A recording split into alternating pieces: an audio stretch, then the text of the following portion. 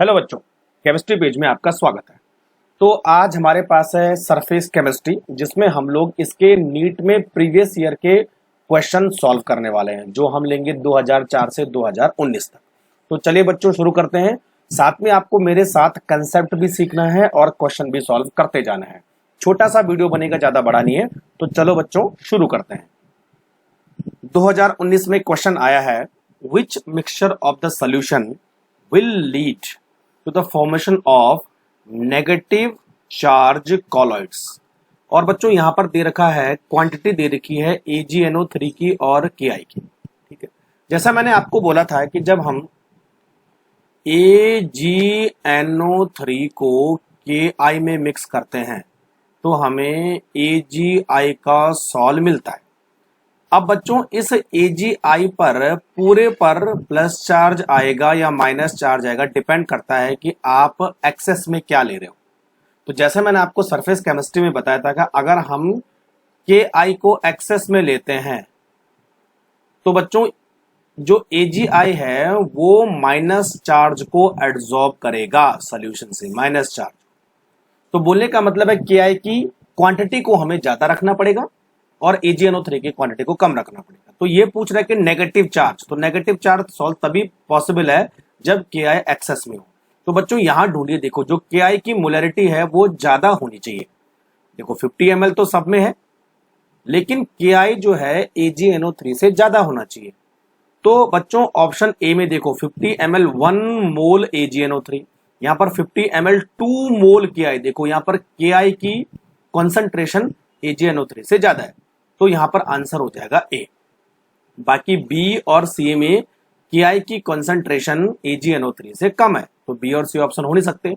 D option में थोड़ा सा कंफ्यूज उन्होंने कर रखा है कि AgNO3 1 मोलर है और Ki 1.5 मोलर। लेकिन बच्चों जितना ज्यादा Ki की कॉन्सेंट्रेशन बढ़ेगी उतना ज्यादा वो सॉल स्टेबलाइज होगा, इसीलिए ज्यादा कंसंट्रेशन वाला हमने आंसर चूज किया। तो आंसर हो जाएगा बच्चों इसमें ए, करेक्ट। नेक्स्ट 2018 पूछा है, on which of the following properties does the coagulating power of an ion depends. Coagulating power किस पे डिपेंड करेगा? तो बच्चों हमने हार्डी-सोजे रूल पढ़ा था, उसमें हमने देखा था कि अगर वैलेंसी बढ़ती है यानी चार्ज बढ़ता है तो कोगुलेटिंग पावर बढ़ती है। और सबसे बड़ी बात है कि मैग्नीट्यूड ऑफ चार्ज, अगर मान लिया जाए कि दो एटम सेम चार्ज के होते हैं, लेकिन अगर एटम बड़ा होता है तो उसका मैग्नीट्यूड बढ़ता है। तो चार्ज बढ़ने से और चार्ज की वैल्यू बढ़ने से कोगुलेटिंग पावर बढ़ती है। तो बच्चों इसमें आंसर आ जाएगा both magnitude as well as sign of the charge on the ion. Size पे कोई फर्क नहीं पड़ेगा, केवल चार्ज पे कोई फर्क नहीं पड़ेगा, चार्ज होने से नहीं पड़ेगा, और मैग्नीट्यूड और साइन से, दोनों magnitude as well as sign. तो बच्चों इसमें आंसर हो जाएगा ए। अब आ जाओ 2016-17 में कोई क्वेश्चन नहीं है। Fog is a colloidal solution of. अच्छा, फॉग जो है किस तरह का कोलोइडल सॉल्यूशन है? तो बच्चों फॉग क्या होता है? कोहरा। कोहरे में क्या होता है? पानी गैस में सस्पेंड होता है, पानी। तो पानी क्या हुआ? लिक्विड। तो आंसर हो जाएगा बच्चों liquid in gas type of colloidal solution. दूसरा, which one of the following characteristics is associated with adsorption।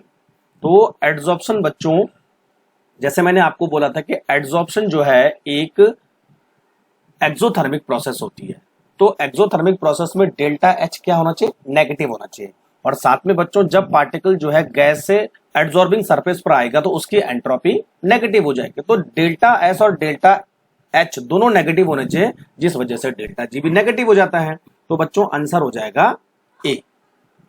ठीक है, तो delta G, delta H and delta S all are negative. तीसरा question, the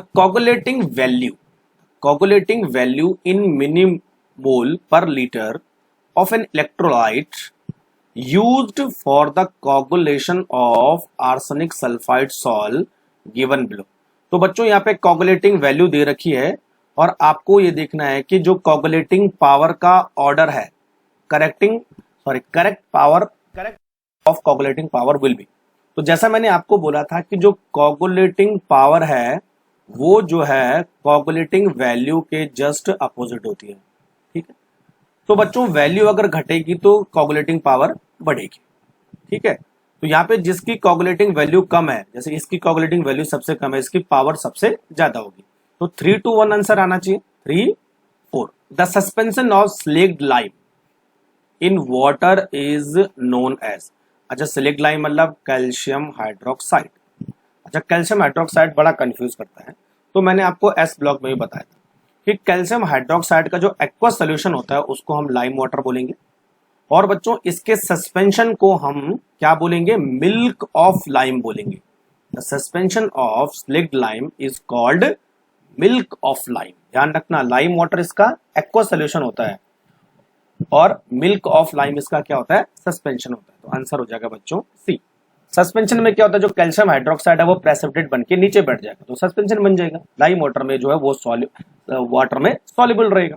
5th number, which property of the colloidal solution is independent of the charge on the colloidal particle। अच्छा, charge कौन सी property को correlate नहीं करता है?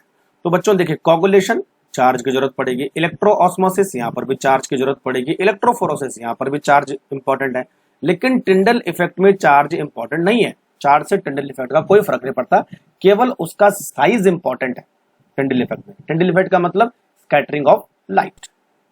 समझ में आ गया? तो बच्चों आंसर हो जाएगा डी। ठीक है, चलो आगे बढ़ो। Question number 6, which of the following statement is correct for the spontaneous adsorption of the gas. तो जैसा मैंने आपको बोला था कि एड्सॉर्प्शन होता है तो डेल्टा जी, डेल्टा एस और डेल्टा एच तीनों ही नेगेटिव होते हैं, लेकिन बच्चों कितना नेगेटिव होता है यहाँ पर जानना जरूरी है। ठीक है, तो यहाँ पर delta S is negative and therefore delta H should be highly negative. ध्यान रखना है ना, डेल्टा एस ज्यादा नेगेटिव होना चाहिए डेल्टा एस से, तो हाई नेगेटिव होगा तभी जाके एड्सॉर्प्शन आसानी से हो जाएगा। ठीक है बच्चों, जितना ज्यादा रिएक्शन एक्सोथर्मिक होगी, जितना ज्यादा एनर्जी रिलीज होगी, उतना ही आसानी से एड्सॉर्प्शन किसी गैस का होगा। तो आंसर हो जाएगा बच्चों B. 7, in the Freundlich adsorption isotherm the value of 1/n। तो बच्चों जो 1/n की वैल्यू है वो किसके बीच होती है? बताया था 0 और 1 के बीच होती है हमेशा, है ना, 0 और 1 के बीच होती है। और वैसे जो है 0 से लेकर ये 0.5 के बीच होती है, लेकिन 0 और 1 के बीच इन ऑल केस हम मान लेते हैं। ठीक है बच्चों, तो आंसर हो जाएगा ए।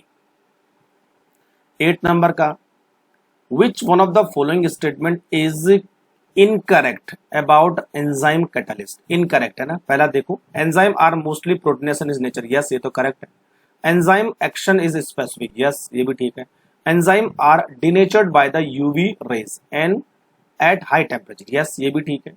डी वाला, enzymes are least reactive at optimum temperature, यही बच्चों इनकरेक्ट स्टेटमेंट है और ये हमारा ऑप्शन होने वाला है।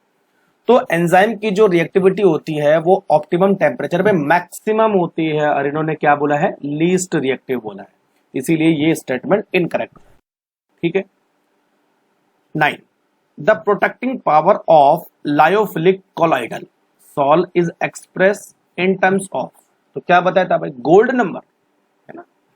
तो गोल्ड नंबर जो है किसी लायोफिलिक कोलॉइड की प्रोटेक्टिंग पावर को बताता है। तो मैंने आपको NaCl का एग्जांपल दिया था, ठीक है। तो आंसर हो जाएगा बच्चों गोल्ड नंबर। जैसे जिलेटिन का गोल्ड नंबर सबसे कम होता है तो उसकी जो है प्रोटेक्टिव पावर सबसे ज्यादा होगी, धीरे धीरे गोल्ड नंबर बढ़ता है तो प्रोटेक्टिव पावर भी कम होती है। तो आंसर हो जाएगा बी। 10 पे आ जाओ। If x amount of adsorbate and m is the amount of adsorbent, which of the following relation is not related to the adsorption process। तो बच्चों जैसे हमने पढ़ा था आपको x by m is directly proportional to p 1/n, ऐसा कुछ था, ठीक है। यानी कांस्टेंट टेम्परेचर पर ये जो है प्रेशर के डायरेक्टली प्रोपोर्शनल होता है, लेकिन एक समय बाद प्रेशर बढ़ने पर एड्सॉर्प्शन नहीं बढ़ता है, ठीक है। तो यहां पर बच्चों देखिए ये जो सी वाला ऑप्शन है इसमें टेम्परेचर दे रखा है, तो जो x by m है वो कभी भी टेम्परेचर के डायरेक्टली प्रोपोर्शनल नहीं होता है, कांस्टेंट टेम्परेचर पर ही ये काम होता है। तो प्रेशर के डायरेक्टली प्रोपोर्शनल होता है लेकिन टेम्परेचर के डायरेक्टली प्रोपोर्शनल नहीं होता है। तो आंसर हो गया बच्चों C. 11, the Langmuir adsorption isotherm is deduced by using the assumption that। ये कंसेप्ट मैंने पढ़ाया नहीं था, लेकिन थोड़ा सा इससे एक क्वेश्चन आ रखा था, वो मैं आपको बता देता हूँ। तो बच्चों यहां पर आंसर हो जाएगा B, the adsorption sites are equivalent in their ability to absorb the particles. For adsorption of a gas on solid the plot log x by m versus log p is linear with the equal to the slope किसके बराबर होता है बच्चों, 1 by n के बराबर होता है, ये तो बताया था ना।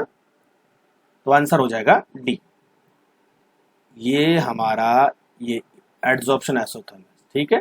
तो ये जो स्लोप है वो किसके बराबर हो जाएगा, 1 by n के, है ना। 13, which one of the following form micelles in aqueous solution above certain concentration।